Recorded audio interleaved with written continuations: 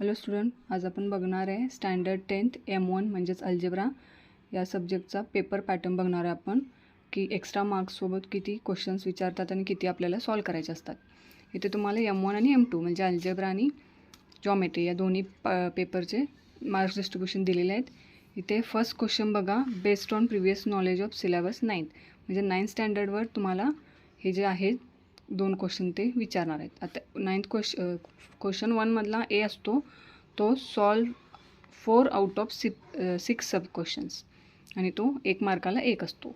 6 question असतात, त्यातले 4 सोडवायचे असतात, त्यांना 4 मार्क्स मिळतात आणि विथ ऑप्शन 6 क्वेश्चन्स असतात म्हणजे 6 मार्क्स आहे. यातले तुम्ही 4 सोडवायचे 4 मार्क मिळणार. त्याच्यानंतर बी जो आहे solve 2 out of 3 sub questions 2 मार्क्सचे आहेत. 2 मार्क्सचे 2 क्वेश्चन आहेत, याला 4 मार्क आहेत आणि ऑप्शन विथ आहे म्हणून 6 मार्क. क्वेश्चन 2मधला based on the syllabus standard 10th हा जो आहे क्वेश्चन 2 4 मार्क्सचा आहे. 4 MCQ असणार आहेत, एका मार्काला 1 असणार आहे. तो 4 MCQ 4 मार्क्स. त्याला काही ऑप्शन नाही आहे, तुम्हाला सगळे सॉल्व करायचे. क्वेश्चन 2मधला बी जो आहे तो solve 2 of 3 questions sub questions 2 marks each म्हणजे 2 क्वेश्चन 3पैकी 2 सोडवायचे आहेत, 2 मार्काला 1 असणार आहे. इथे 4 मार्क्स आणि विथ ऑप्शन 6 मार्क्स असणार आहे. क्वेश्चन 3मध्ये ॲक्टिव्हिटी बेस्ड असणार आहेत, जे फिल इन द ब्लँक्समध्ये येतात, जे जास्तीत जास्त सॉल्व एक्झाम्पल्सच असतात बुक्समधले. आणि हे जी ॲक्टिव्हिटी आहे ती 2 सब क्वेश्चन्स आहेत, 3पैकी तुम्हाला 2 सोडवायचे आहेत, 2 मार्काला 1 असतो. असे 2 मार्काचे 2 क्वेश्चन 4 आणि ऑप्शन्स असतात म्हणून 6 मार्काला आहे. सेकंड आहे क्वेश्चन 3मधला B solve out of 3 sub questions, त्यातले 3मधले 2 सोडवायचे आहेत तुम्हाला, 2 मार्काला 1 आहे, असे हे 4 मार्क्स मिळणार. क्वेश्चन 4 जो आहे तो 4 क्वेश्चन विचारतात, त्यातले 3 सोडवायचे आहेत, तो 3 मार्काला 1 आहे. मग 3 3 9 9 मार्काला आहे, विथ ऑप्शन्स 12 मार्काचा येतो. त्याच्यानंतर क्वेश्चन 5 जो आहे जो लेंदी क्वेश्चन्स असतात तो 4 मार्काला 1 असतो, त्यातले 2 देतात तुम्हाला, 1च सोडवायचा आहे आणि 4 मार्क्स मिळतील. विथ ऑप्शन 2 आहेत म्हणून इथं 8 मार्क्स दिलेत.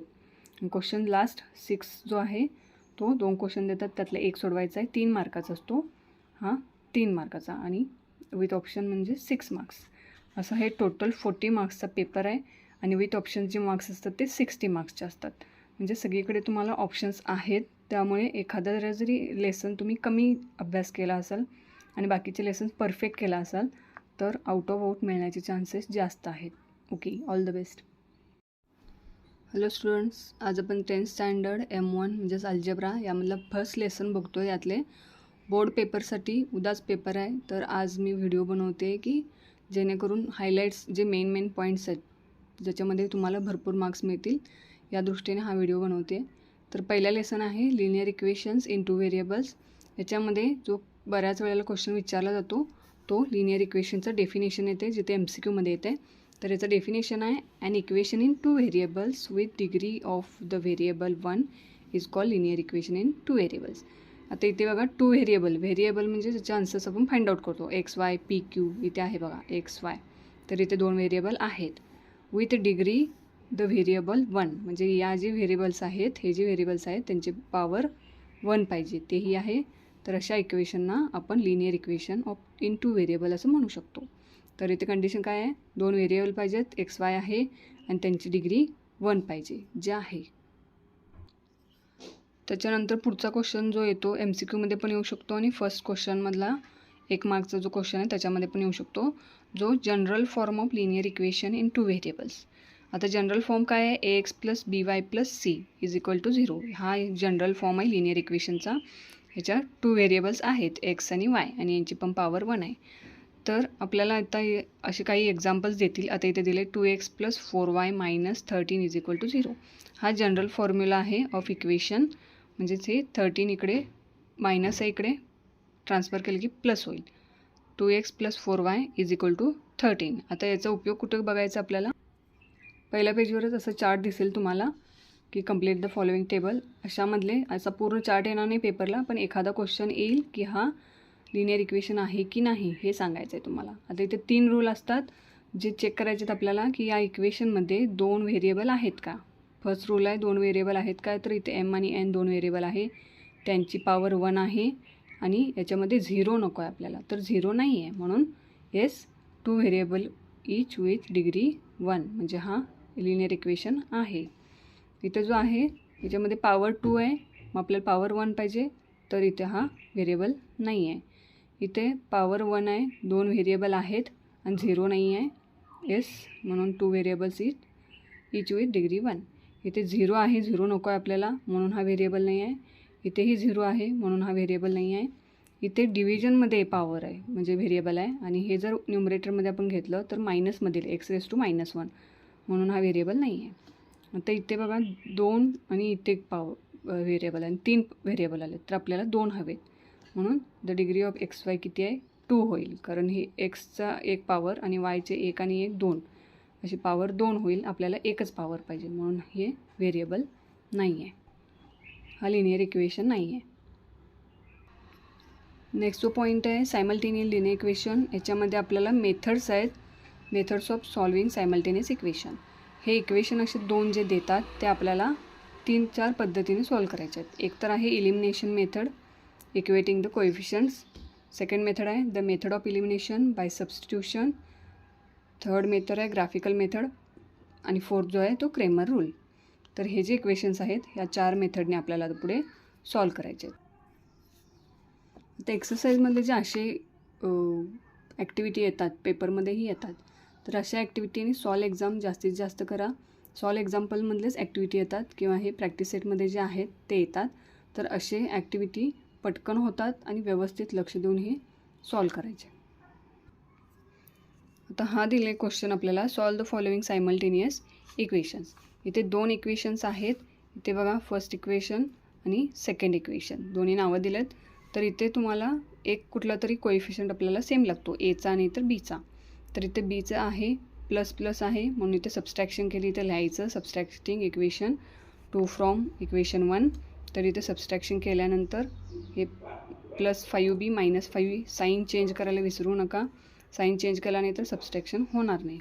तर इथं एची व्हॅल्यू आली 2, आणि हे कोणता तरी या 1 किंवा 2 इक्वेशनमध्ये सबस्टिट्यूट केला की बीची व्हॅल्यू मिळून जाईल. असं तुम्हाला 2 किंवा 3 मार्क्सला हे क्वेश्चन्स येतात. हे झाले सायमल्टेनियस इक्वेशन्स. सेकंड टाईप बघितला होता आपण ग्राफिकल प्रेझेंटेशन, ग्राफिकल मेथड. आता graph of linear equation in 2 variable. ह्याच्यामध्ये तुम्हाला 2 इक्वेशन्स असतात, ते सॉल्व करायचे टेबलमध्ये, आणि तिथे आता इथे दिले बघा, solve the following simultaneous equations by graphical method. इथे 2 इक्वेशन्स देतात, तुम्हाला या 2 इक्वेशनचे 2 सेपरेट बॉक्स काढायचे आहेत. आता इथं जे दिले ते 2, 3, 4, म्हणजे मी जे सांगते ते नेहमी 0, 1, 2 आणि 3 याच व्हॅल्यू सबस्टिट्यूट करा. कोणत्याही टाईपचा ग्राफ असू दे, तुमचा ग्राफ परफेक्टच येणार. कधी कधी कन्फ्युजन होते ते किती नंबर घ्यायचं, तर इथे 0, 1, 2, 3 हेच नंबर्स घ्या, आणि याच मेथडनी सगळे एक्झाम्पल ग्राफिकल मेथडचे सॉल्व करा. तुमचा ग्राफ 100% करेक्ट येणार. आता इथे जे आहेत ते पॉझिटिव्ह निगेटिव्ह जे काही असेल साईन, त्याच्यासोबत व्यवस्थित सॉल्व करून हे पॉईंट्स काढून घ्या. त्याच्यानंतर त्याचा पुढचा पार्ट जो आहे ग्राफचा, तो इथे बघा. आता ग्राफ काढताना व्यवस्थित एक्स आणि वाय ॲक्सिस नावं द्यायची. त्याच्यानंतर स्केल इम्पॉर्टंट आहे, 1 centimetre is equal to 1 unit on both axis. जे काही तुम्ही प्लॉट करत असाल ते लिहायचं. एव्हरी पॉईंट्स मेन्शन करायचं इथं. आणि हा जो इक्वेशन आहे, पहिला इक्वेशन आणि हा सेकंड इक्वेशन, दोन्ही इक्वेशन्स इथं पण मेन्शन करायचे, पॉईंट्स मेन्शन करायचं, आणि जिथे इंटरसेक्ट होतो जो तुमचा फायनल आन्सर असणार आहे तो पॉईंट पण तुम्ही मेन्शन करायला पाहिजे. हाफ मार्क्स इम्पॉर्टंट आहेत, सगळे पॉईंट्स तुमचे कवर व्हायला हवेत, त्यामुळे केअरफुली सगळं सॉल्व करा. नेक्स्ट पार्ट जो आहे क्रेमर्स रूलचा. या क्रेमर्स रूलमध्ये डिटर्मिनंटमध्ये तुम्हाला व्हॅल्यू सबस्टिट्यूट करायच्या आहेत, ए आणि बी, सी आणि डी, आणि त्यांचं क्रॉस मल्टिप्लिकेशन करून इथे बघा ABCD अशी व्हॅल्यू सबस्टिट्यूट करून क्रॉस मल्टिप्लिकेशन करायचं. आणि जेव्हा A multiplied by D minus B multiplied by C, इथं सबस्ट्रॅक्शनच येईल. जर इथं कुठे मायनस साईन आलं तर केअरफुली सॉल्व करा. त्याच्यानंतर ॲक्टिव्हिटीमधला हा टेक्स्टबुक पेज 14मधला ही जी ॲक्टिव्हिटी आहे ही पण एक्झामला येऊ शकता. त्याच्यानंतर ॲक्टिव्हिटी 2 असा हा चार्ट दिला आहे, ही पण एक्झामला येऊ शकता. त्याच्यानंतर असे छोटे छोटे जे एक्झाम्पल्स दिलेत हेही करून ठेवा. नेक्स्ट आहे तो इथे इक्वेशनचा चार्ट दिला आहे, हा हे कधी कधी विचारला आहे. आणि त्याच्यानंतर page number textbook page number 19मधला हा ॲक्टिव्हिटी. ही ॲक्टिव्हिटी पण बऱ्याच वेळा 1-2 वेळा विचारली, तर हे पण बघून. त्यानंतर सायमल्टेनियस इक्वेशन प्रॅक्टिस सेट 1.4 आहे. हे जे क्वेश्चन्स आहेत त्याचे सेपरेट व्हिडिओ बनवलेले आहेत, ते चेक करा. आणि यावरती अलीकडे जास्त क्वेश्चन्स विचारलेले नाही आहेत, पण हे सोपे आहेत. इथे तुम्हाला फक्त इथे याच्या 1/x आणि 1/y याच्या जागी फक्त m आणि n पहिले सबस्टिट्यूट करायचं आहे. नंतर mn ची व्हॅल्यू काढून नंतर x आणि y यांची व्हॅल्यू फाइंड आउट करायचे आहेत. लास्ट आहे तो प्रॅक्टिस सेट 1.5 वर्ड प्रॉब्लेम्स आहेत. हे इथे तुम्हाला वर्ड प्रॉब्लेम सॉल्व करायचे आहेत, 2 इक्वेशन बनवायचे आहेत आणि सेमच सायमल्टेनियस इक्वेशन टाईप x आणि y च्या व्हॅल्यू काढायचे आहेत. आणि वर्ड प्रॉब्लेमला लास्टचा जो आन्सर असतो सेंटेन्समध्ये लिहायला विसरायचं नाही, याला हाफ मार्क्स असतात. प्रॉब्लेम सेटमधलेच MCQ विचारतात, त्यामुळे प्रॉब्लेम सेटमधलेच MCQ करा. त्याच्यानंतर बाकीचे जे आहेत मेन एक्झाम्पल्स प्रॉब्लेम सेटमधले बघू ठेवू शकता तुम्ही. ग्राफचे क्वेश्चन्स कधी कधी प्रॉब्लेम सेटमधलेच विचारतात, त्यामुळे हे प्रॉब्लेम सेट व्यवस्थित बघून चला. आता आपण सेकंड लेसन बघूया. Second lesson quadratic equations. आता इथं या लेसनमध्ये 2 टाईपचे इक्वेशन्स असतात, लिनियर पॉलिनॉमियल आणि क्वाड्रॅटिक पॉलिनॉमियल. ज्या व्हेरिएबलची पॉवर 1 असते ते येणार लिनियर पॉलिनॉमियलमध्ये, आणि ज्या व्हेरिएबलची पॉवर 2 असते ते येणार क्वाड्रॅटिक पॉलिनॉमियलमध्ये. आणि जे क्यूब आहेत ते येणार नाहीत, हे दोन्हीमध्येही येणार नाहीत. हे 2 महत्त्वाचे आहेत. नेक्स्ट आहे तो ॲक्टिव्हिटी 3 आहे बघा, बुकमध्येच आहे हा table. Quadratic equation standard general formula ABCच्या व्हॅल्यू काढायचे आहेत तुम्हाला. इथे इक्वेशन दिलं आहे x² - 4 = 0. याला स्टँडर्ड फॉर्ममध्ये किंवा जनरल फॉर्ममध्ये कन्वर्ट करून घ्यायचं, म्हणजे जिथं x² टर्म आहे पण सिंगल टर्म xचा नाही आहे, म्हणून इथे x² + 0x ॲड करायचं. हे -4 = 0. आता हे ax + by + c = 0 या इक्वेशनमध्ये कन्वर्ट झालं. तर ते इथे जे आहे ती a ची व्हॅल्यू असते जी 1 आहे, b ची व्हॅल्यू 0 आहे आणि c ची व्हॅल्यू -4 आहे. सेम नेक्स्ट 2 आहेत क्वेश्चन्स. नेक्स्ट जो पॉईंट आहे तो रूट ऑफ क्वाड्रॅटिक इक्वेशन. हे kx² - 14x - 5 = 0. हा क्वेश्चन बऱ्याच वेळा बोर्डाला विचारला आहे, त्यामुळे हा करून ठेवा. नेक्स्ट जो आहे 2.2 मधला quadratic equation by factorisation method. इथे फॅक्टरायझेशन दाखवले बघा करून. x² - 15x + 54 = 0.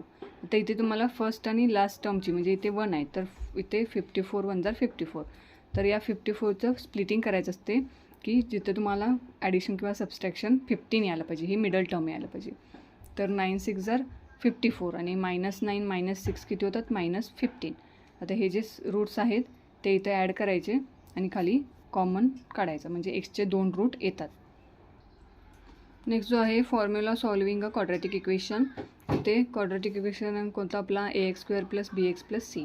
तर इथे तुम्हाला ABCच्या व्हॅल्यू पाहिजेत, जेणेकरून आपल्याला ax² + bx + c = 0 हे एक्झाम्पल सॉल्व करता येईल. आता हा जो इक्वेशन दिला आहे तुम्हाला x² b/a × x + c/a = 0 अशा टाईपचे क्वेश्चन्स विचारतात. इथे 2 रूट येतात. इथे तुम्हाला फॉर्म्युला कसा आला आहे हे दाखवले. हे जे फायनल फॉर्म्युला आहे तो आपल्याला यूज करायचा आहे. आता टेक्स्टबुक पेज नंबर 643 वरती बघा, solve equations by factorisation method, completing the square method आणि युजिंग फॉर्म्युला. असं एक क्वेश्चन तुम्हाला 3 टाईपनं सोडवायचं आहे. आता इथे फॅक्टरायझेशन मेथड जसे पहिली मेथड सांगितली तशी मिडल फर्स्ट आणि लास्ट टर्मचं मल्टिप्लिकेशन आणि मिडल टर्म त्यांची ॲडिशन यायला पाहिजे, असे 2 रूट मिळतात. त्याच्यानंतर बाय कम्प्लिटिंग स्क्वेअर मेथड करताना इथला मधला जो आहे त्याला स्प्लिट करायचं असते, म्हणजे 13/2 आणि 15/2. आता हे 2 जर रिमूव्ह करायचं असेल तर आपल्याला इकडे 2 डिवाईड केले आपण. त्याच्यानंतर ही जे टर्म आहे ही टोटल या दोन्हीचं x² + 2xy यांनी कंपॅरिझन करायचं, म्हणजे हे 2xy आणि 13/2x अशी yची व्हॅल्यू येईल 13/4. मग त्याचं स्क्वेअर करायचं परत इक्वेशनमध्ये सबस्टिट्यूट करून असे 2 रूट मिळतात. त्याच्यानंतर युजिंग फॉर्म्युला आहे. युजिंग फॉर्म्युला कुठला आपला आता दिलेलं इक्वेशन आहे तो आणि ax² + bx + c = 0 या इक्वेशनशी कंपॅरिझन करायचं. a म्हणजे a ची व्हॅल्यू झाली 2, b ची व्हॅल्यू झाली 13 आणि c ची व्हॅल्यू झाली 15. तर b² - 4ac. b² - 4ac या फॉर्म्युलामध्ये ते सबस्टिट्यूट करायचं, व्हॅल्यूज काढायचा. तर 49 याची व्हॅल्यू 49 आली, जी आपल्याला इथं डायरेक्ट सबस्टिट्यूट करायची या फॉर्म्युलामध्ये. या पद्धतीने पण 2 रूट मिळतात एक्सचे. तर असे 3 मेथडनी तुम्हाला एकाच इक्वेशनचे आन्सर्स काढायचे आहेत. असे भरपूर प्रॅक्टिस सेट 2.4मध्ये असे क्वेश्चन्स आहेत. त्यानंतर प्रॅक्टिस सेट 2.5 बघा. हे जे रूट आहेत डेल्टा इज इक्वल टू 0 हा कसा आहे, रिअल आणि इक्वल आहे. डेल्टा इज ग्रेटर दॅन 0 हे रूट्स कसे आहेत, रिअल आणि अनइक्वल आहेत. आणि डेल्टा जर लेस दॅन 0 असेल तर roots are not real. Delta म्हणजे जे काही व्हॅल्यू आपण फाइंड आउट करू ते. तर इथं हा एक पॉईंट महत्त्वाचा आहे. त्याच्यानंतर वरती जे आहेत लेट्स रिमेंबर, इथे 2 हा एक फॉर्म्युला आहे. अल्फा आणि बीटा ह्याचे 2 फॉर्म्युले आहेत. इथे प्लसवाला अल्फा आहे आणि इथे मायनसवाला बीटा आहे. त्याच्यानंतर अल्फा प्लस बीटा ह्याचा फॉर्म्युला आहे -b/a आणि alpha into beta is equal to c/a. हे 2 फॉर्म्युले इम्पॉर्टंट आहेत. त्याच्यानंतर जनरल फॉर्म्युला डेल्टाचे रूट्स आणि हे लास्ट जे आहे ते फक्त इथं x² - alpha plus beta into x, बीच्या जागी एक्स आहे आणि constant term alpha into beta आहे. प्रॅक्टिस सेट 2.5मध्ये एक तुम्हाला ॲक्टिव्हिटी दिला म्हणजेच फिल इन द ब्लँक आहे. इथे हे जो क्वेश्चन आहे b² - 4ac is equal to 5 हा कसा आहे, रिअल आणि अनइक्वल आहे.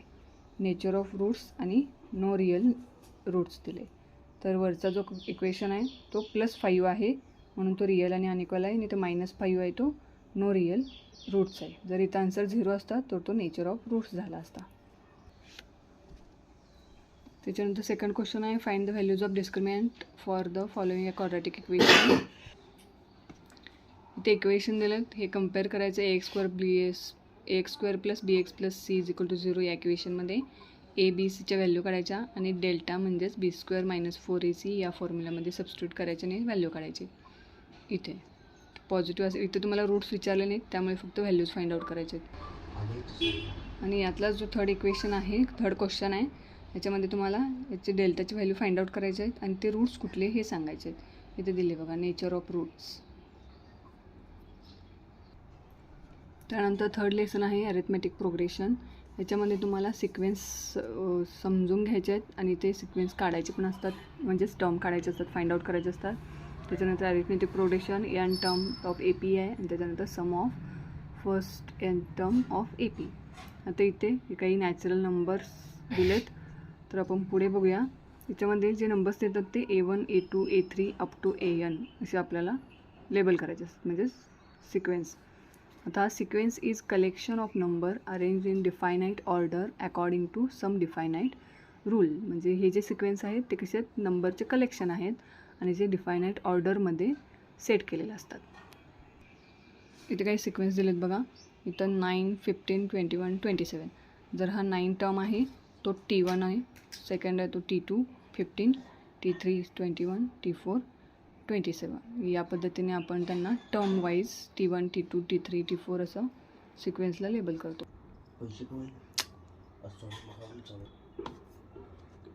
ते या लेसनमधला फर्स्ट प्रॅक्टिस सेट 3.1 बघा.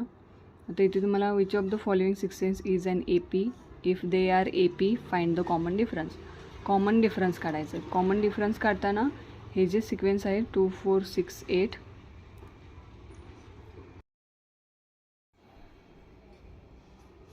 नेक्स्ट क्वेश्चन बघा. Which of the following sequences is an AP, if they are AP find the common difference.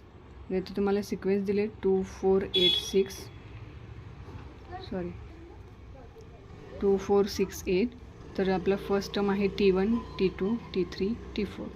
Difference काढताना हा सेकंड टर्ममधून फर्स्ट टर्म मायनस होणार, म्हणजेच T1 आहे 2 तर T2 - T1 आणि 4 - 2 2. म्हणजे या सगळ्यांचा असं 2 2 हा डिफरन्स सेम येतो. मग given AP sequences is an AP म्हणजे हे जे अरिथमेटिक प्रोग्रेशन्स आहेत ते एका सिक्वेन्समध्ये आहेत, मग त्यांचा कॉमन डिफरन्स आहे.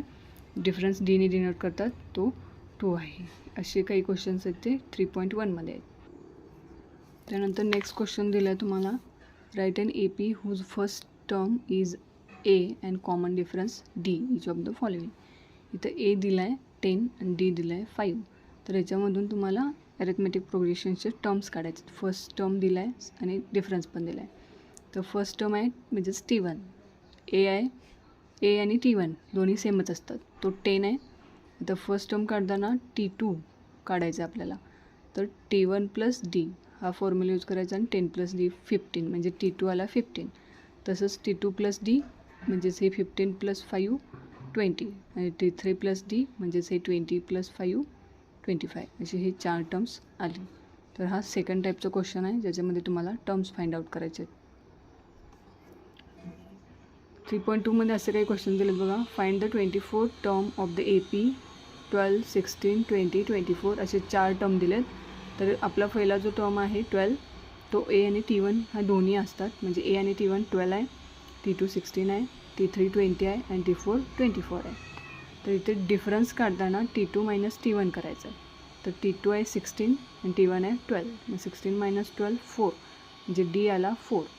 आणि टर्म्स काढण्यासाठी फॉर्म्युला आहे Tn is equal to A plus in bracket n minus 1 into D. तर याच्यामध्ये A n आणि Dच्या व्हॅल्यू सबस्टिट्यूट करा. n असणार आहे तुमचा 24 जो टर्म विचारला. अशा रीतीने T24 104 येईल.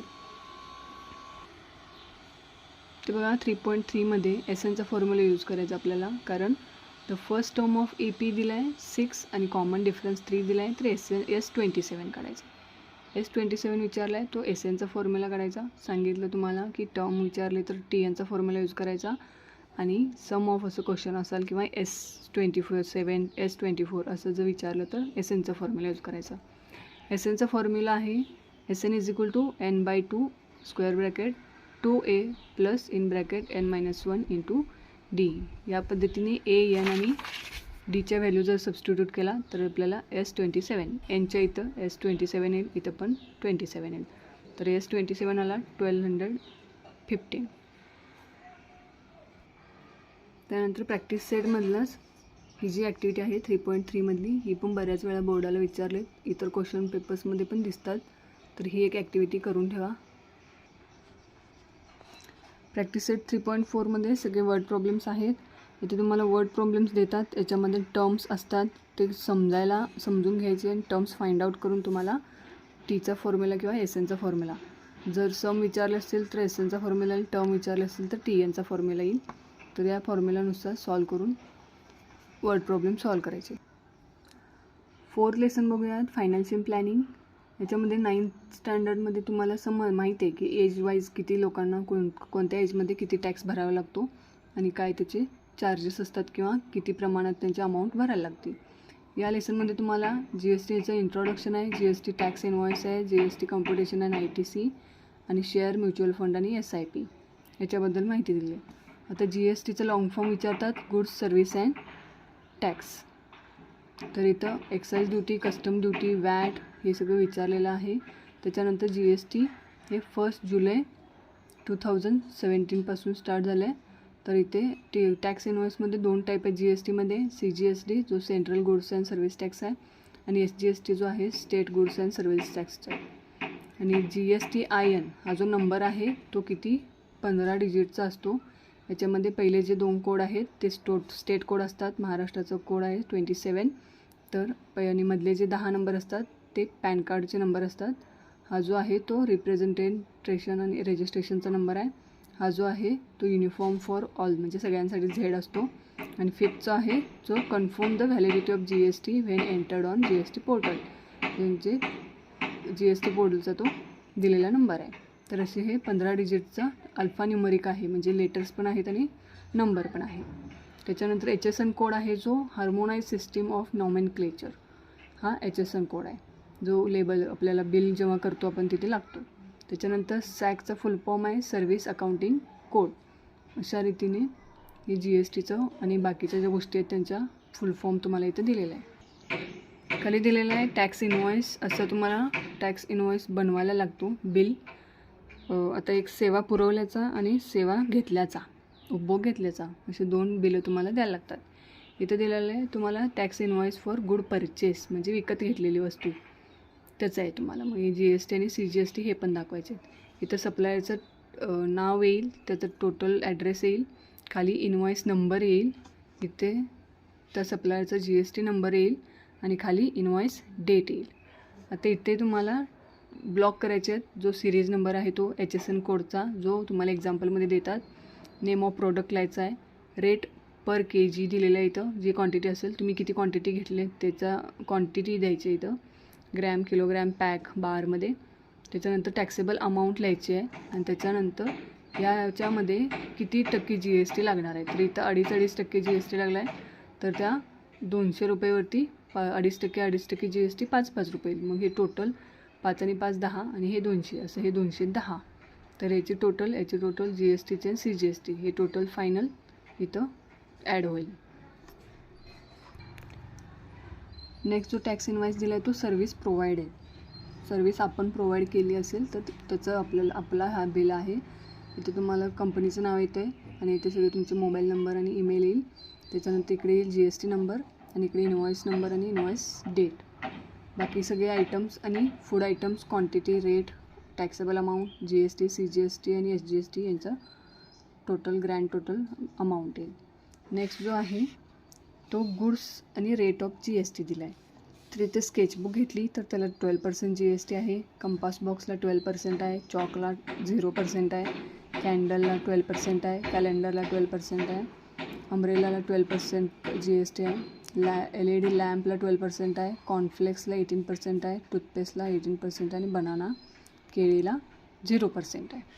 त्याच्यानंतर नेक्स्ट ॲक्टिव्हिटी जी दिल्या तिथं तुम्हाला आपण जे सर्विस उपभोगतो त्याचं दिलं आहे तुम्हाला तिकीट वगैरे. तर रेल्वे बुकिंग केला तर 0% GST आहे. कुरिअर चार्जेस आहेत. कुरिअर सर्व्हिसला 18% GST आहे. कन्स्ट्रक्शन सर्व्हिसेसला 12% आहे. सर्कसचे तिकीट जे आहे त्याला 18% GST आहे. ट्रान्सपोर्ट सर्व्हिसेसमध्ये 5% आहे. अम्युजमेंट पार्क त्याचे आपण जे तिकीट घेतो त्याला 28% GST आहे.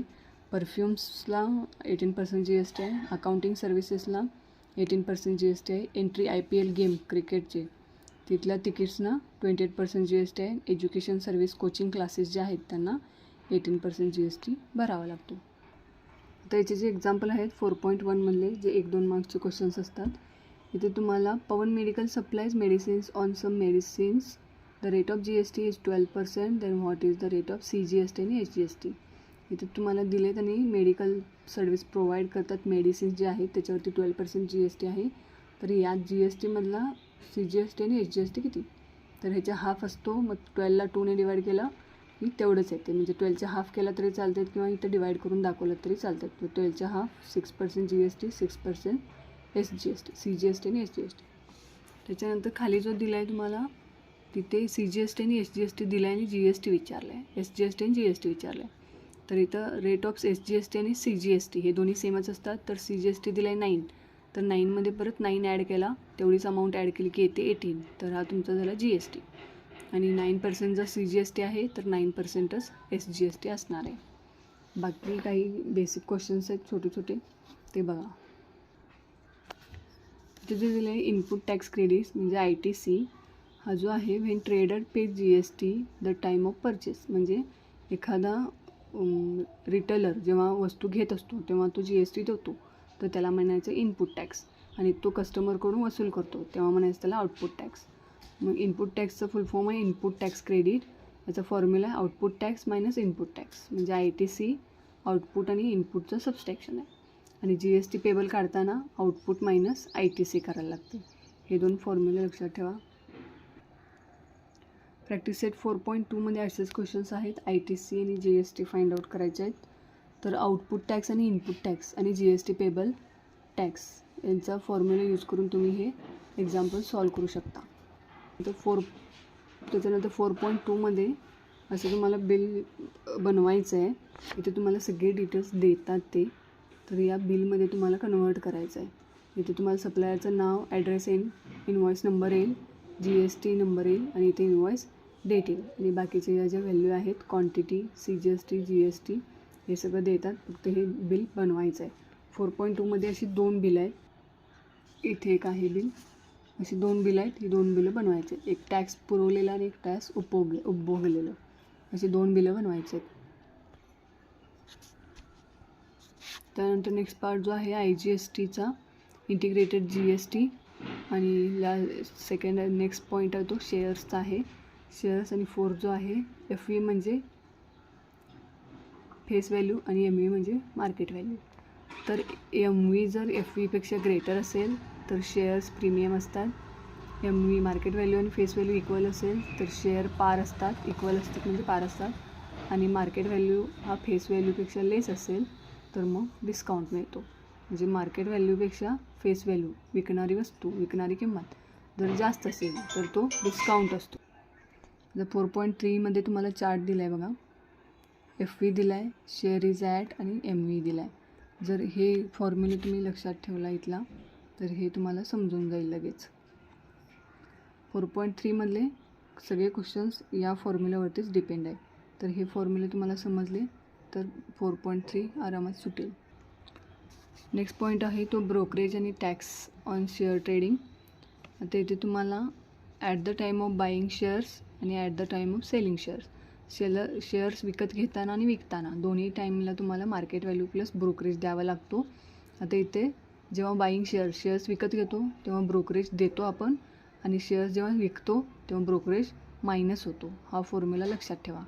त्याच्यानंतर GST ऑन ब्रोकरेज सर्व्हिस, जे काही व्हॅल्यू आहे बाईंग आणि सेलिंगची त्याच्यामध्ये ब्रोकरेज व्हॅल्यू ॲड होती आणि त्याचे एक्झाम्पल्स हे या 4.4 आहेत. त्याच्यानंतर दिला आहे तो म्युच्युअल फंडचा, MFचा. आणि नेक्स्ट पॉईंट आहे सिस्टमॅटिक इन्व्हेस्टमेंट प्लॅन. SIP किती इन्व्हेस्ट करतात तर दिस वे इन्व्हेस्टमेंट म्हणजे वन कुड invest small amounts at regular intervals in mutual funds. म्हणजे रेग्युलर अमाऊंट आपण एक ठराविक अमाऊंट रेग्युलर कंटिन्युअसली इन्व्हेस्ट करत गेलो तर ते म्युच्युअल फंड्समध्ये कसे आपण इन्व्हेस्ट करतो आणि त्याचा आपल्याला किती इंटरेस्ट मिळतो ते दिले.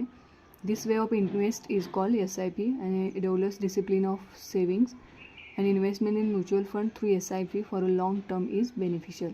म्हणजे जास्त काळासाठी आणि जास्त वर्षासाठी जर इन्व्हेस्ट केले तर त्याची अमाऊंट आपल्याला रिटर्न अमाऊंट जी असते ती चांगली मिळते. प्रॅक्टिस सेट 4.4 बघा, the market value of share is 200 if the brokerage rate is 0.3. तर ब्रोकरेज रेट दिला आहे त्यांनी तर परचेस व्हॅल्यू काढायचे. म्हणजे मार्केट व्हॅल्यू दिला आहे, FV काढायचं आहे, MV दिला आहे, ब्रोकरेज रेट दिला आहे. तर इथं ब्रोकरेज पर शेअर म्हणजेच rate of brokerage into MV. काही बेसिक फॉर्म्युला आहेत ते लक्षात ठेवा, ते फक्त ट्रान्सफर करायचे. इथे येतो तुम्हाला 0.60 म्हणजे ब्रोकरेज रेट आला एका शेअरला 0.60 रुपीज. मग तो इथे ॲड केला ब्रोकरेज मार्केट व्हॅल्यूमध्ये तर फायनल आन्सर आला 200.60. नेक्स्ट जे क्वेश्चन्स दिलेत तुम्हाला सेकंड आणि थर्ड हे थोडे मोठे नाही आहेत पण सब क्वेश्चन्स आहेत. आता इथं जो चार्ट दिला आहे तो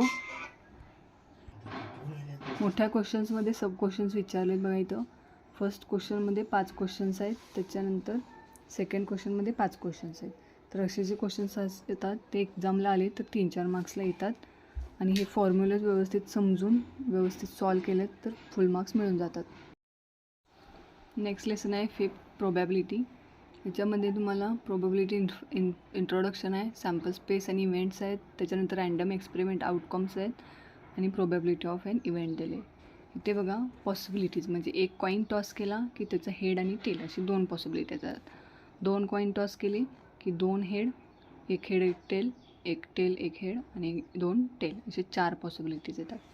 आणि डायस जर टॉस केला तर 1 2 3 4 5 6 तर 6 पॉसिबिलिटीज असतात. तर रँडम एक्सपेरिमेंटमध्ये जेव्हा आपण an experiment in which all the possible results are known in advance but none of them can be predicted with certainty is called random experiment. म्हणजे हा जर डायस तुम्ही टॉस केलात किंवा असाच रोल केलात तर कोणताही नंबर यातला येऊ शकतो. त्यामुळे सर्टन्टी नसते की एक त्याचा कुठला सिक्वेन्स नसतो की हाच नंबर येईल आणि नेक्स्ट नंबर येईल, कोणताही नंबर येऊ शकतो. त्यामुळे आपण ह्याचे आउटकम्स कशी लिहिणार तर 1 to 6 जे इथं तुम्हाला नंतर दाखवते. तर याचे एक्झाम्पल्स दिले तुम्हाला, कॉईन टॉस केला, डायस थ्रो केला आणि drawing card from well shape pack of cards. Pack of cards किती असतात 52, तर त्यातला कोणताही कार्ड येऊ शकतो. तर इक्वली लाईटली आउटकममध्ये किंवा 5.1 असे जे क्वेश्चन्स आहेत की कोणता आउटकम कधी येईल त्यातला एक क्वेश्चन येऊ शकतो. आता खाली दिली तुम्हाला सॅम्पल स्पेस. सॅम्पल स्पेस लिहायचा कसा, एक कॉईन टॉस केला की 2 आउटकम्स येतात किंवा 2 पॉसिबिलिटीज आहेत हेड आणि टेलचे, तर तुम्हाला N(S) हा सॅम्पल स्पेस आहे तर 2 येईल. 2 कॉईनचे 4 पॉसिबिलिटीज आहेत म्हणून N(S) 4 येईल. 3 कॉईन टॉस केले तर पॉसिबिलिटीज 8 येतील, म्हणून एन ऑफ एस 8. एक डाय थ्रो केला तर 6 नंबर्स असतात, 6 पॉसिबिलिटीज येईल, म्हणून एन ऑफ एस 6 येईल. 2 डायस थ्रो केले की आता हे जे सेट आहे तो लिहायचा कसा, तर ब्रॅकेट करायचे. जिथे तुम्हाला 1 to 6 फर्स्ट साईडला लिहायचं आणि त्याच्यानंतर पहिल्यांदा 1 1 लिहित जायचं, सेकंड टाईम 2 3 4 5 आणि 6, म्हणजे तुमचा कोणताही नंबर चुकत नाही. आणि हे असतात एन ऑफ एस 36. तर या पद्धतीने तुम्ही लिहू शकता. नेक्स्ट दिले बघा पत्त्यांचे cards, pack of 52 playing cards. तर डायमंड असतात एस म्हणजे एकापासून किंगपर्यंत, हे किती आहेत 13. स्पेड एकापासून किंगपर्यंत 13, हार्ट एकापासून किंगपर्यंत 13 आणि क्लब एकापासून किंगपर्यंत 13. तर हे टोटल एन ऑफ एस किती आहेत 52 असतात, 52 कार्ड्स असतात. तर ते 5.2मध्ये तुम्हाला जो क्वेश्चन दिला आहे तो तुम्हाला सॅम्पल्स पॉईंट म्हणजे एन ऑफ एसच लिहायचं आहे, सॅम्पल स्पेस लिहायचे आहेत. काही क्वेश्चन दिले तर त्यांचे तुम्हाला असे पहिले आउटकम्स लिहायचे आणि त्याच्यानंतर एन ऑफ एस लिहायचा. नेक्स्ट दिला आहे तो इथं स्पिन केल्यानंतर कोणता कलर येईल आणि किती कलर्स आहेत हे, तर त्याचा सेट. तर 6 कलर आहेत तर एन ऑफ एस 6 येईल. त्याच्यानंतर कॅलेंडरवरती क्वेश्चन आहे. नेक्स्ट जो आहे तो इव्हेंट आहे. आता इव्हेंट जे आहेत ते तुम्हाला इथं पहिलं सेटमध्ये लिहायचे आहेत आणि त्याच्यानंतर कोणता टाईपचा इव्हेंट आहे तो लिहायचा आहे. इथे इव्हेंट बघा, types of event, certain event, sure event, possible impossible event, simple or elementary event, complement of event, mutually exclusive events आणि एक्झॉस्टिव्ह इव्हेंट्स, असे 6 टाईप आहेत इव्हेंटचे. त्याच्यानंतर 5.3मध्ये जो क्वेश्चन आहे राईट सॅम्पल स्पेस लिहायचं आहे आणि त्याच्यानंतर एन ऑफ एस लिहायचं आहे आणि ABCच्या व्हॅल्यू पण काढायचे आहेत. तर इथे बघा दिले इव्हेंट ABC 3 इव्हेंट दिले आहेत. एक इव्हन नंबरचा आहे, एक ऑड नंबर आहे आणि एक प्राईम नंबर आहे. तर इथे तुम्हाला ते ऑड नंबर, इव्हन नंबर आणि प्राईम नंबर यांचे सेट काढायचे आहेत आणि त्याच्यामध्ये किती व्हॅल्यू आहेत तो तुमचा N of A, N of B आणि एन ऑफ सी असणार आहे. त्याच्यानंतर सगळ्यात सेकंड क्वेश्चन आहे ते पण तसेच दिले आहेत. 3 सब क्वेश्चन दिले आहेत, त्यामुळे हे छोटे आहेत. या लेसनमध्ये मार्क्स अजिबात घालवायचे नाही आहेत, व्यवस्थित सॉल्व करा. नेक्स्ट दिला आहे तो प्रोबॅबिलिटी ऑफ इव्हेंट. याच्यामध्ये P of A probability of जो काही सॅम्पल स्पेस असतो तो. तर ह्याचा फॉर्म्युला आहे number of sample points in event A, number of sample points in sample space, म्हणजेच number of A divided by number of S. म्हणजे फायनल फॉर्म्युला आहे P of A is equal to N of A divided by N of S. तर हा formula तुम्हाला 5.4मध्ये solve करून दिलेत बघा. इथे तुम्हाला कंडिशन्स दिले आहेत, गेटिंग ॲटलिस्ट 1 हेड आणि गेटिंग ॲटलिस्ट नो हेड, जेव्हा कॉईन टॉस करतो तेव्हा. तर याचे दोन्ही पहिला टोटल सॅम्पल स्पेसला याचे 4 येतात जो एन ऑफ एस असतो. फर्स्ट कंडिशन काय दिले की ॲटलिस्ट 1 हेड यायला पाहिजे. मग 1 हेड म्हणजेच एक डाय हेड आलं तर 3 नंबर्स येतील. हे पहिले सेट जो आहे हेड येणार आहे जे 3 आहेत. मग एन ऑफ ए 3 झाला. P ऑफ ए कसं काढायचं, N of A divide P of एचा formula N of A upon N of S. तर P of A N of A आला आहे आपला 3 आणि एन ऑफ एस आहे 4, 3 डिवायडेड बाय 4. सेकंड क्वेश्चन पण असंच आहे. B सेट आहे, T 2 आहेत कारण नो हेड म्हटलं, हेड नको आहे आपल्याला. मग टेलचे 2च आहे, एक 2 असणारे एक सेट येणार. मग एन ऑफ बी झाला 1, नंतर P of B is equal to N of B, n of S 1/4 answer. त्यानंतर या प्रॅक्टिस सेटमधले असेच क्वेश्चन्स आहेत. P ऑफ ए काढायचं, N of A, N of B, n of C आणि मग P of A, final answers काढायचे. Next lesson आहे 6 statistics. या लेसनमध्ये तुम्हाला फर्स्ट मीन काढायचं आहे.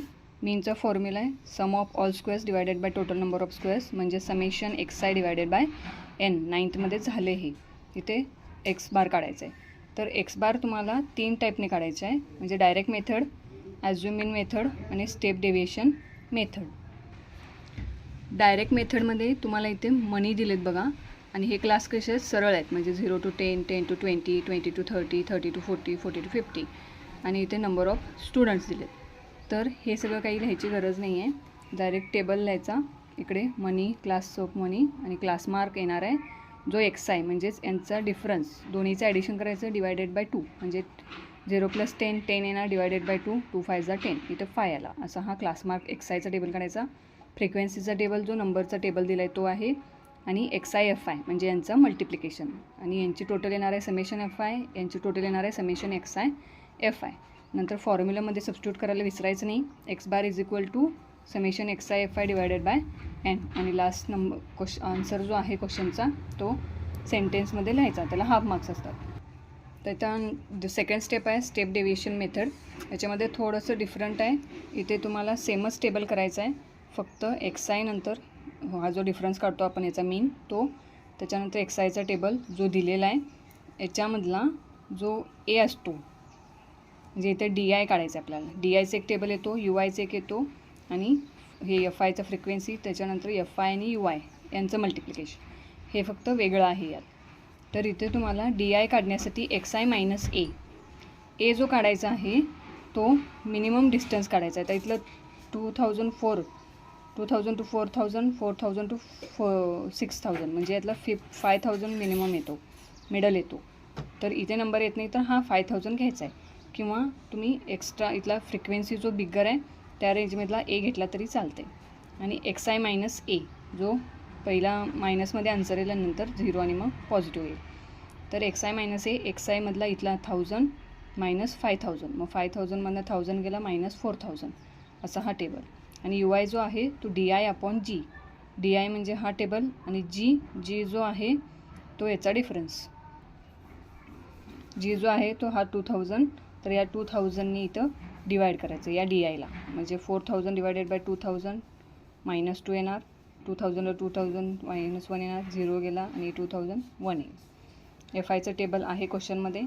नंतर या दोन्हीचं मल्टिप्लिकेशन FI आणि UI हा टेबल, त्याच्यानंतर समेशन FI आणि समेशन FI UI, आणि इथे हा फॉर्म्युला वेगळा आहे.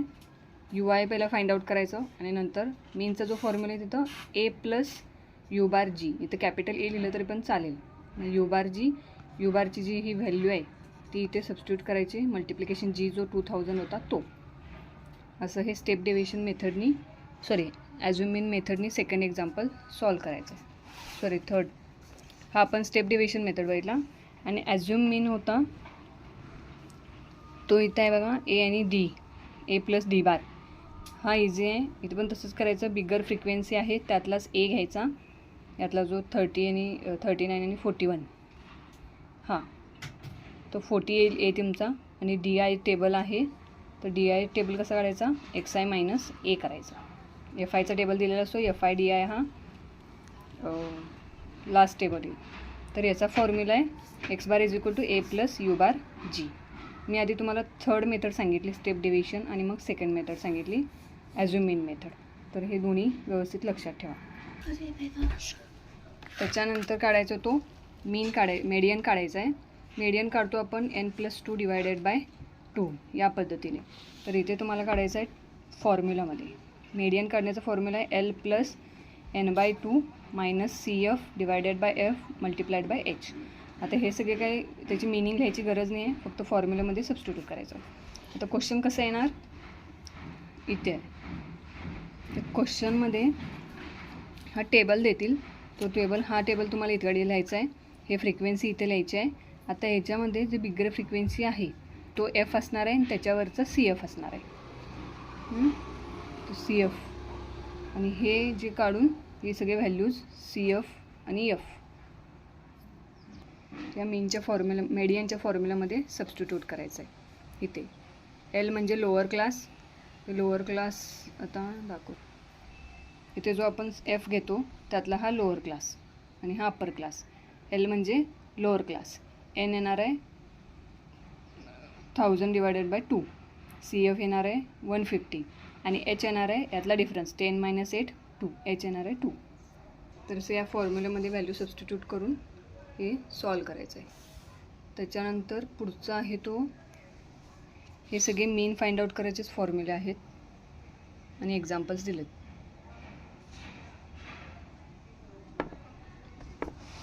आणि लास्ट पॉईंट आहे यातला मोड फाइंड आउट करायचं आहे बघा. मोड ऑफ ग्रुप फ्रिक्वेन्सी डिस्ट्रीब्युशन, याच्यामध्ये पण थोडंसं चेंज आहे. L + F1 - F0 divided by 2F1 - F0 - F2 into H.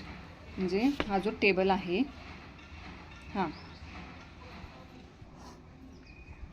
तर हा टेबलमधला तुम्हाला फक्त इथे काही सॉल्व करायचं नाही आहे. फक्त जो हायेस्ट फ्रिक्वेन्सी आहे तो F1 असेल, त्याच्यावरचा F0 असेल आणि याच्या खाली जो आहे तो F2 असेल. इथे तुम्हाला त्या व्हॅल्यू सबस्टिट्यूट करायच्या आहेत, इतकंच फाइंड आउट करायचं आहे. नाही, बाकी टेबल तुम्हाला वाढवायची गरज नाही आहे. फक्त क्लास आता रिकरिंग नसतील, सेम नसतील तर तो फक्त क्लास करायचा आहे आणि या फॉर्म्युल्यामध्ये सबस्टिट्यूट करून व्हॅल्यू मोड काढायचा आहे. त्याच्यानंतर हा जो क्वेश्चन दिला आहे तर इथे लेस दॅन 5 आहे बघा. तर लेस दॅन 5 म्हणजे किती? 0 to 4 मधला. तर हा चार्ट तुम्हाला वाढवायला लागेल, जो की इथे दिला आहे. हे दिलेले क्लास एजेस आहेत आणि हे वाढलेले. लेस दॅन 5 म्हणजे 0 to 4 मधला आणि लास्ट 25 to 29. आता ह्यात फ्रिक्वेन्सी हायेस्ट कुठली आहे? फ्रिक्वेन्सी तर ही येणार आहे. तर तो F1 येईल, त्याच्यावरचा F0 आणि F2 सेम परत या फॉर्म्युल्यामध्ये सबस्टिट्यूट करून लिहायचं. जो काही युनिट असेल तो लिहायचा. त्याच्यानंतर दिला आहे तो डाटा रिप्रेझेंटेशन टॅब्युलर, पिक्टोरियल आणि ग्राफिकल मेथडमध्ये आहे. पिक्टोरियल रिप्रेझेंटेशनमध्ये फर्स्ट क्वेश्चन आहे तो हिस्टोग्रामचा आहे. टेबल दिलेला आहे, फक्त व्हॅल्यूज प्लॉट करायचा आणि हा क्रेंक काढायचा आहे. हे क्रेंक काढायला विसरायचं नाही. त्याच्यानंतर स्केल लिहायची आहे आणि इथले व्हॅल्यूज व्यवस्थित डायरेक्ट लिहायचे आहेत इथे आणि इथली व्हॅल्यू म्हणजे एक्स ॲक्सिस आणि वाय ॲक्सिस वरची व्हॅल्यू व्यवस्थित लिहायचे आहेत. त्याच्यानंतर याच्यामध्ये हिस्टोग्रामचे क्वेश्चन्स आहेत, 4 आहेत. आणि नेक्स्ट आहे तो पॉलिगॉन आहे. पॉलिगॉनमध्ये 6.5 जो आहे तो पॉलिगॉन काढायचा आहे. पॉलिगॉनवरचे क्वेश्चन्स आहेत. त्याच्यानंतर दिला आहे तो पॉलिगॉन काढण्यासाठी दिला आहे. पॉलिगॉन काढण्यासाठी पण असा टेबल देतात. तो टेबल तुम्ही व्यवस्थित लिहून घ्यायचा आहे. त्याच्यानंतर फ्रिक्वेन्सीज दिलेल्या आहेत. क्लास मार्क काढायचा, ॲडिशन करून डिवायडेड बाय 2 करून क्लास मार्क काढायचा. फ्रिक्वेन्सी दिलेल्या आहेत. हा आणि हे 2 पॉईंट एक्स आणि वाय आहेत तुमचे. हे दोन्ही पॉईंट इथे तुम्हाला प्लॉट करायचे आहेत. इथे क्रिंग काढायची गरज नाही आहे कारण ते ओरिजिनमधून येतं आहे. आणि इथून नंबर ऑफ फॅमिलीज आणि क्लास मार्क किंवा इलेक्ट्रिसिटी बिल हे व्हॅल्यू काढायचे. त्याच्यानंतर स्केल लिहायचा आणि हे पॉईंट प्लॉट करून मग हे लाईन डॉट्स तुम्ही स्केलनेच ते जॉईन करायचे. असा हा तुम्हाला फ्रिक्वेन्सी पॉलिगॉन काढायचा आहे. नेक्स्ट आहे पाय डायग्राम. इझी क्वेश्चन आहे. हा क्वेश्चन सोडू नका. इथे काही फॉर्म्युले दिलेत बघा to draw pie diagram. First formula आहे number of scores in the components divided by total number of scores into 360. आता इथे दिले number of components divided by total score. आता इथं जे आहे इथं हा जो टेबल आहे डिफरंट फूड आयटम्स दिला आहे, पर्सेंटेज दिला आहेत आणि हे तुम्हाला काढायचं आहे. यांची टोटल 100 आहे. तर 40 डिवायडेड बाय 100 मल्टिप्लाइड बाय 360 असे 140 आला. हे तुम्हाला डिग्री काढून घ्यायचे आहेत, सेंट्रल अँगल्स, आणि ते तुम्हाला इथं प्लॉट करायचे. एक लाईन पहिला ड्रॉ करायची, त्याच्यानंतर प्रोट्रॅक्टरच्या हेल्पनी 144, त्याच्यानंतर या एंडला ठेवून परत 72, 54, 72 आणि 18 असे डिवाईड करून किती डिग्री आहे सेंट्रल अँगल तो लिहायचा, कोणता फूड आयटम आहे तो लिहायचा. हे एवढं सगळं मेन्शन करायलाच पाहिजे तर तुम्हाला फुल मार्क मिळणार. हा चार्ट आणि हे पाय डायग्राम. त्याच्यानंतर 6.6 तुम्हाला पूर्ण पाय डायग्रामवरतीच क्वेश्चन्स आहेत. सेंट्रल अँगल काढायला विसरू नका म्हणजे पाय डायग्रामवरचे क्वेश्चन्स सोपे जातात. इथे सगळे लेसन्स आपण कवर केलेत. सगळे मेन इम्पॉर्टंट पॉईंट सांगितलेत, हायलाईट्स सांगितलेत, फॉर्म्युले सांगितलेत. व्यवस्थित सगळ्याचं रिव्हिजन करा आणि जास्तीत जास्त प्रॉब्लेम सेटमधले क्वेश्चन्स करा. त्यामुळे सगळ्याच पद्धतीचे क्वेश्चन्स तुमच्या हाताकडून जातील. आणि चॅनलला लाईक, शेअर, सबस्क्राईब नक्की करा जेणेकरून मला पुढचे व्हिडिओ करायला उत्साह येईल. आणि असेच काही तुम्हाला क्वेश्चन्स असतील तर कमेंटमध्ये लिहा आणि चॅनलला नक्की लाईक, शेअर, सबस्क्राईब करा. थँक्यू आणि ऑल द बेस्ट.